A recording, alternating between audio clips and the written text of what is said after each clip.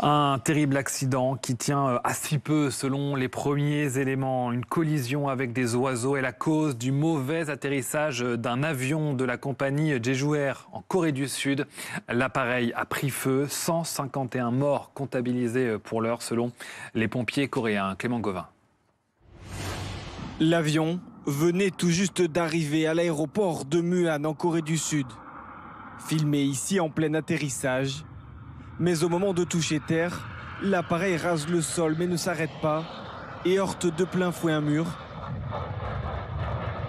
avant de se transformer en boule de feu. L'avion, un Boeing 737 de la compagnie sud-coréenne Jeju Air, transportait 175 passagers et 6 membres d'équipage. Il reliait la ville de Bangkok en Thaïlande à celle de Muan au sud-ouest de la Corée du Sud. Autour de l'aéroport, quelques instants après le crash, un énorme panache de fumée. Et au sol, pompiers et secouristes découvrent une carcasse presque complètement détruite. Mais ils parviennent malgré tout à extraire 2 membres de l'équipage, blessés mais sains et saufs. Nous supposons que la cause de l'accident est un impact d'oiseau ou une détérioration des conditions météorologiques. La cause exacte sera déterminée par une enquête médico-légale plus approfondie. Une collision avec un oiseau qui aurait pu entraîner, comme on peut le voir sur cette image, un dysfonctionnement du train d'atterrissage au moment de son arrivée sur la piste de l'aéroport de Muan. Avant tout, je tiens à présenter mes sincères excuses et mes condoléances à ceux qui ont perdu la vie dans l'accident et à leurs familles. Pour l'instant, il est difficile de présumer de la cause de l'accident et nous devons attendre les résultats de l'enquête officielle menée par les autorités. De son côté, le ministre des Transports sud-coréen a réuni en urgence une cellule de crise et exprimé ses condoléances aux familles des victimes.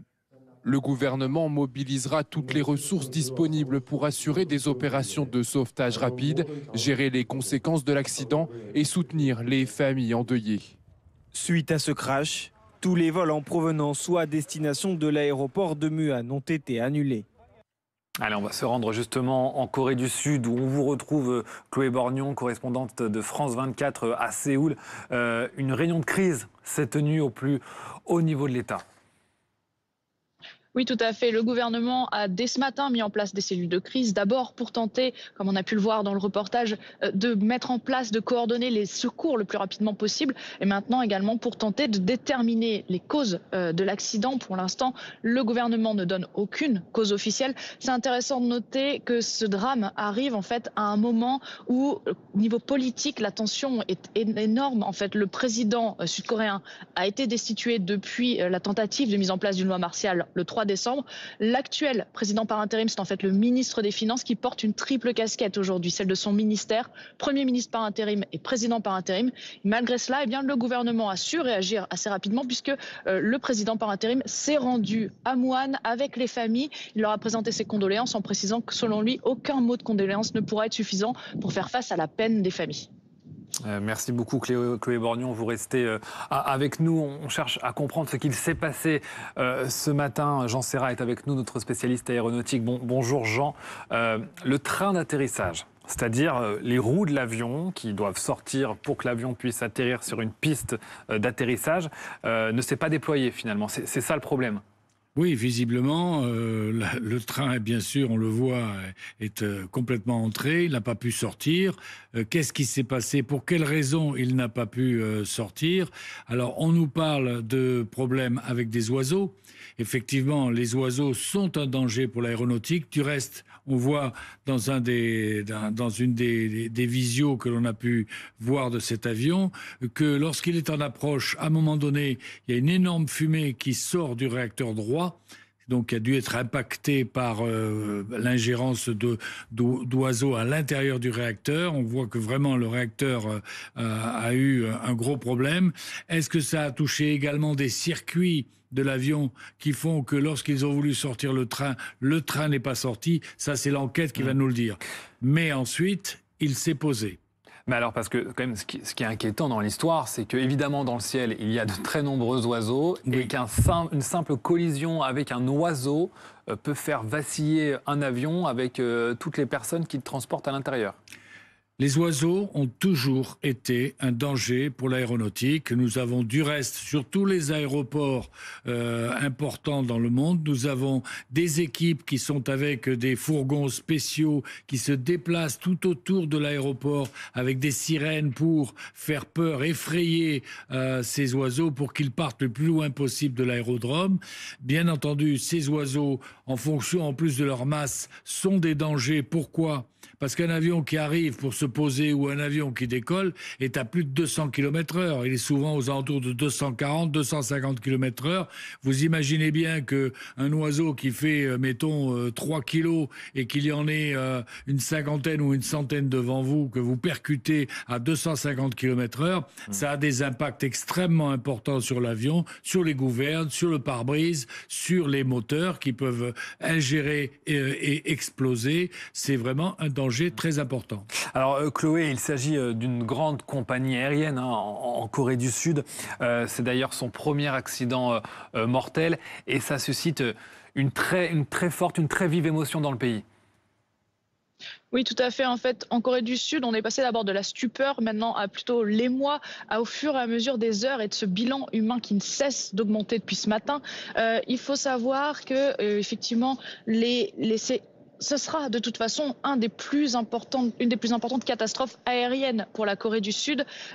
Certains journalistes sud-coréens sont avec les familles à Muan au niveau de l'aéroport et ils ont témoigné de scènes de tristesse absolue de la part des familles, notamment lorsque très récemment les pompiers ont affirmé, les équipes de secours sur place ont affirmé qu'il y avait, selon eux, peu de chances de trouver encore des survivants, à part les 2 personnes qui ont été sauvées au moment du crash. Ils ont indiqué que selon eux, la plupart des autres passagers doivent être présumés décédés. Merci beaucoup Chloé Borgnon pour toutes ces informations donc sur place, l'émotion en Corée du Sud qui saisit tout le pays évidemment.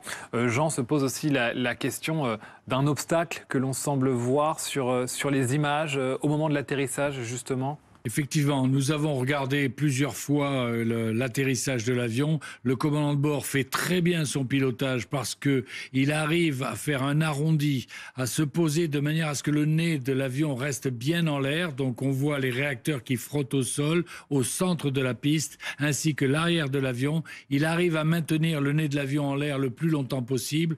Il reste bien sur l'axe de piste pendant toute la longueur de la piste. Puis il sort de la piste et là, quelques 200-300 mètres plus loin, il y a une rampe sur laquelle il y a des éclairages. Ces éclairages qui permettent la nuit de voir un grand trait lumineux disant c'est le bout de la piste qui est là-bas. Et ces éclairages, visiblement sur ce que l'on a vu sur les enregistrements, ils sont montés sur un socle en béton. Donc à ce moment-là, lorsque le nez, parce qu'il a ralenti, le nez commence à piquer vers le bas, c'est à ce moment-là qu'il heurte cette barrière en béton. Et là, cette barrière en béton arrache tout le dessous de l'avion jusqu'aux ailes où se trouvent les réservoirs et c'est l'explosion d'un seul coup. Tout l'avion explose littéralement. Donc les gens sont morts pratiquement sur le coup. C'est-à-dire que sans cet obstacle, quand bien même le train d'atterrissage n'est pas sorti, quand bien même le pilote en avait conscience qu'il y avait un problème technique, il pouvait quand même espérer pouvoir arriver au bout sans trop d'encombre, en tout cas sans un bilan tel qu'il est aujourd'hui. Tout à fait. S'il est sur une zone où il n'y a rien, qu'un champ tout plat qui continue pendant des centaines et des centaines de mètres, l'avion, le nez va se poser au sol, ça va encore ralentir de plus en plus l'avion jusqu'à ce que l'avion s'arrête. Et là, le PNC, c'est-à-dire les hôtesses et stewards, personnel navigants complémentaires de bord, vont tout de suite déclencher l'évacuation de secours avec le gonfler les toboggans et faire partir les passagers le plus rapidement possible. Bien sûr, tant que l'avion n'a pas pris feu. Ouais. Mais même si l'avion prend feu, par exemple, sur l'arrière, on va faire évacuer tous les passagers par l'avant le plus rapidement possible. Donc, mais là, en l'occurrence, il n'y a pas eu la possibilité pour le personnel de procéder à ces évacuations. Ah non, parce que là, on voit vraiment, l'avion arrive sur cette rampe et c'est à ce moment-là que, littéralement, il explose. On voit des flammes gigantesques. L'avion explose sur pratiquement toute l'avion complet.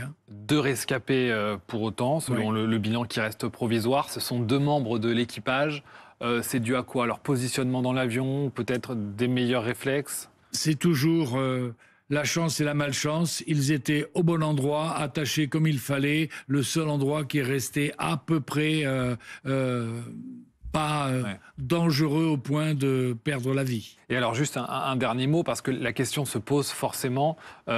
C'est une grande compagnie en Corée du Sud, c'est une grande compagnie low cost. Est-ce qu'il y a une différence dans ce cas-là entre les compagnies classiques et les compagnies low cost en termes de sécurité, de savoir-faire peut-être lorsqu'il y a un incident comme ça? Non. Là-dessus, on va être très clair. Les pilotes sont formés au simulateur et tout ce qui s'ensuit. Du reste, la plupart de ces compagnies low cost font faire les entraînements par des compagnies comme, par exemple, comme Air France, qui ont les simulateurs, qui ont tout ça. Et les bases d'entraînement, la séquence des entraînements, ce sont des choses qui sont fixées par des lois, par des décrets, par des arrêtés qui font que par exemple, tous les 6 mois, on est obligé de faire des séances de 4 à 5 heures de simulateur pour travailler toutes ces choses-là.